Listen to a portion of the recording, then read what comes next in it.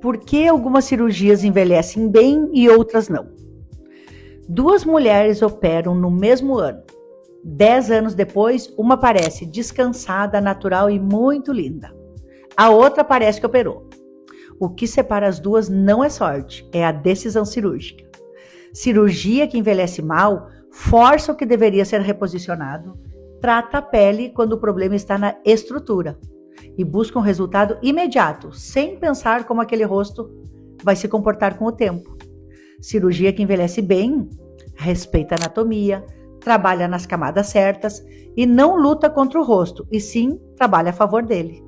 Resultado bonito hoje não garante nada.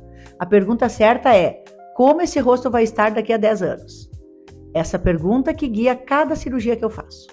Se você quer entender como o seu rosto vai envelhecer com o tempo, me chama no direct.